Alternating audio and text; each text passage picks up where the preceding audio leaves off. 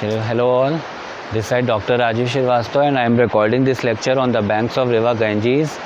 और मैं यहाँ पर ऋषिकेश में इस समय हूँ और मुझे एक अपॉर्चुनिटी मिली है कि मैं अपने बच्चों के लिए यहाँ पर एक लेक्चर रिकॉर्ड कर सकूँ। तो आप देख सकते हैं माँ गंगा मेरे पीछे बह रही हैं, चारों तरफ पहाड़ है और सुबह का ये इस समय लगभग 6:30 बजा हुआ है।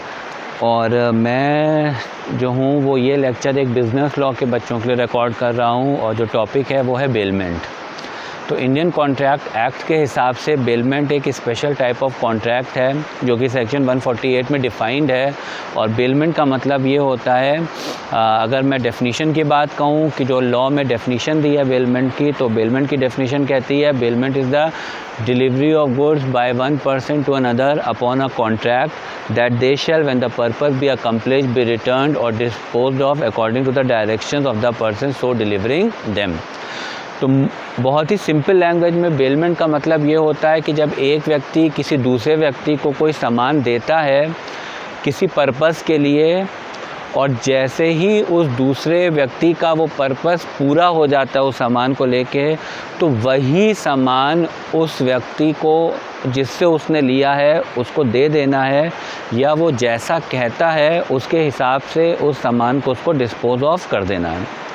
तो बेलमेंट एक स्पेशल टाइप ऑफ कॉन्ट्रैक्ट है। फॉर एग्ज़ाम्पल जैसे मुझे कोई बुक की ज़रूरत है और मैंने अपने दोस्त से कोई बुक ली, तो ये एक बेलमेंट है क्योंकि मेरा पर्पस क्या था, पढ़ने का, और उसने मुझे अपनी बुक दी और जैसे ही मैं वो पढ़ लूँगा तो मुझे वही बुक उसको वापस करनी है।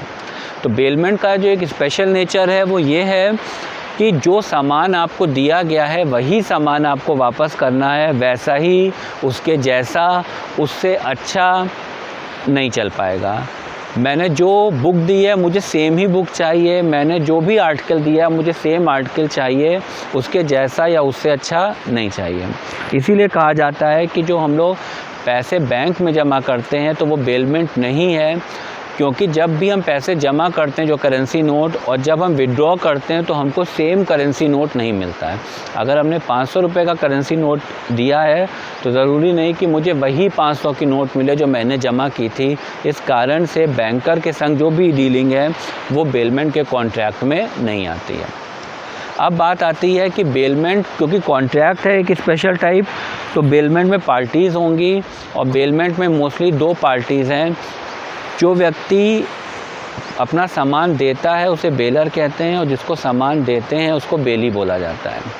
तो बेलर का मतलब जैसे ए है जिसने अपनी बुक या अपना छाता या अपना बैग या अपना स्कूटर या अपना बाइक किसको दिया, तो जो देता है उसको क्या कहते हैं, बेलर, और जिसको दिया जाता है जो रिसीव करता है उसको क्या कहते हैं, बेली। बेलमेंट का एक और स्पेशल फैक्टर ये है कि बेलमेंट में पोजेशन मैटर करता है, ओनरशिप मैटर नहीं करती है। पोजेशन का क्या मतलब है कि मुझे सामान मिला है, I am not the owner. अगर किसी ने अपना मुझे बाइक दी है चलाने के लिए, मुझे कोई काम था मैंने उससे बाइक ली है कहीं जाने के लिए, तो बाइक मेरे पास है, मेरे पोजेशन में है, लेकिन I am not the owner of that good जो कि मुझे बेलमेंट के लिए मिला है। तो बेलमेंट में जो व्यक्ति देता है उसे बेलर कहते हैं, जो व्यक्ति रिसीव करता है उसको बेली कहते हैं, और दोनों के ही क्या हैं, राइट्स और ड्यूटीज़ हैं। तो बेलर के राइट्स और ड्यूटीज़ की अगर हम बात करें तो बेलर का राइट क्या हो सकता है कि जो उसने सामान दिया उसको समय पर मिल जाए। ड्यूटीज़ क्या है कि उसने जो सामान दिया है वो फिट हो यूज़ करने के लिए, उसमें कोई भी फॉल्ट ना हो। बेली की क्या ड्यूटी राइट्स हो सकती हैं कि उसने जो सामान लिया है जिस पर्पस के लिए, उसी पर्पस के लिए उसको वो सामान इस्तेमाल करना है, और जब जैसे ही उसका पर्पस पूरा हो जाएगा उसको वो सामान बेलर को वापस कर देना है, या वो जैसा कहता है उस हिसाब से उसको सामान को डिस्पोज ऑफ कर देना है। बाकी बेलमेंट 2 तरीके का होता है, एक ग्रेशियस बेलमेंट होता है और एक बेलमेंट फॉर रिवॉल्ड होता है। बेलमेंट फॉर रिवॉल्ड का मतलब ये है कि मैं जो भी सामान किसी व्यक्ति को दे रहा हूँ उसके पीछे मेरा प्रॉफिट अर्निंग का मोटिव है और मैं उससे पैसा कमा रहा हूँ। तो जैसे कि इसका एक एग्ज़ाम्पल ले सकते हैं कि मैंने कोई स्कूटी रेंट पे ली, मैं फॉर एग्ज़ाम्पल मैं ऋषिकेश ही आया हूँ, मैंने यहाँ पे एक स्कूटी रेंट पे ली थी यहाँ पे चलने के लिए। तो मेरा पर्पज़ क्या है, स्कूटी जो मैंने ली है उससे मुझे ट्रैवलिंग का पर्पज़ है, घूमने का पर्पज़ है। जितने दिनों के लिए मैंने लिया, 4-5 दिन के लिए मैंने जैसे यहाँ पर लिया, तो जैसे ही 5 दिन पूरे हो जाएंगे और मैं ऋषिकेश से जाने वाला हूँगा तो मुझे उसको वो स्कूटी या बाइक वापस करनी होगी। वो जो क्योंकि उसने मुझे रेंट पे दिया है तो वो डेली चार्जेस ले रहा है, उसके पीछे उसका प्रॉफिट अर्निंग है।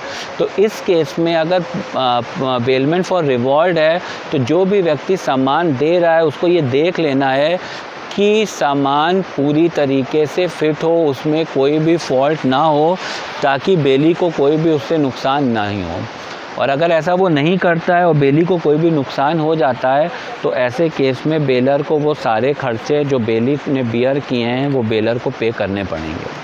ग्रेशियस बेलमेंट का ये मतलब है कि मैंने अपने जैसे दोस्ती में इनफॉर्मल तरीके से मैंने कोई सामान दिया है जिसके पीछे मेरा कोई मोटिव प्रॉफिट अर्न करने का नहीं था, तो अगर ऐसा कोई बिना जानकारी के कोई फॉल्ट है तो उसके लिए वो बेलर ज़िम्मेदार नहीं होगा।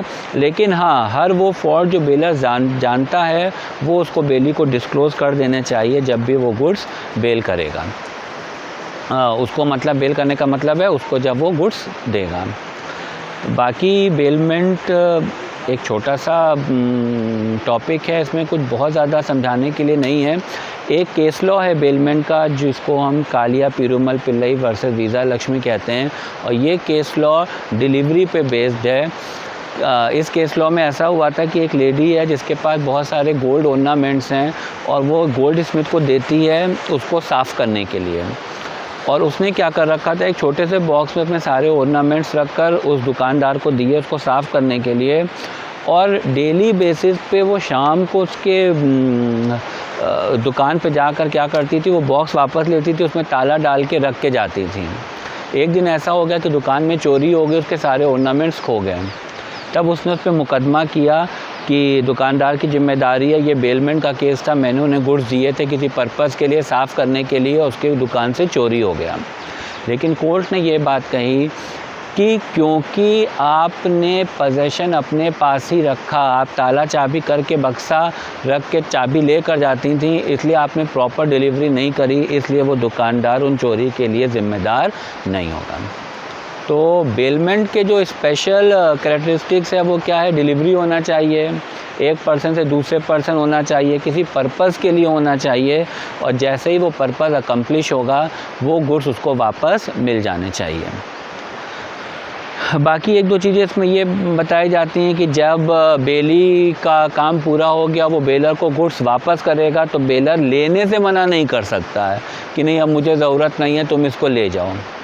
दूसरी चीज़ है, बेली की एक ये भी रिस्पॉन्सिबिलिटी है कि अगर उसने बेलर से जो भी गुड्स लिए हैं अगर उसमें कोई with the time natural increase हो जाता है तो ऐसा इंक्रीज़ भी बेली को बेलर को वापस करना पड़ेगा। फॉर एग्ज़ाम्पल, बेली ने बेली के घर में किसी घर में कोई मेहमान आने वाले थे और उसने अपने पड़ोसी से 4-5 गमले ले लिए कि मुझे सजाना है, मेरे घर में मेहमान आ रहे हैं, और 1-2 दिन में अगर उस पेड़ पौधे में कोई फूल निकल आया, कोई फल निकल आया जिसको हम नेचुरल इंक्रीज़ बोल रहे हैं, तो बेली को वो फूल फल समेत ही गमला वापस करना है। ऐसा नहीं है कि फूल फल तोड़ लेना वापस गमला कर देना है। तो विद द इंक्रीज़, अगर कोई नेचुरल इंक्रीज़ होता है विद द टाइम तो वो बेली को वो इंक्रीज़ के संग ही वापस करना पड़ेगा। इसका एक और एग्जांपल हम लोग लेते हैं कि अगर किसी ने किसी की गाय ली और विद द टाइम गाय के बछड़ा हो गया तो बेली को गाय बछड़ा समेत ही बेलर को वापस करना है, बछड़ा अपने पास रख नहीं लेना है। तो ये एक मेरी छोटी सी कोशिश थी एक टॉपिक को समझाने की। होप आपको ये अच्छा लगेगा, और बाकी ऐसे ही बिज़नेस लॉ के छोटे छोटे टॉपिक्स के लिए आप मेरे वीडियोस देखते रहिए। माँ गंगा पीछे बह रही हैं, ये मुझे एक अपॉर्चुनिटी मिली है यहाँ पर ये लेक्चर रिकॉर्ड करने की। हरिओम।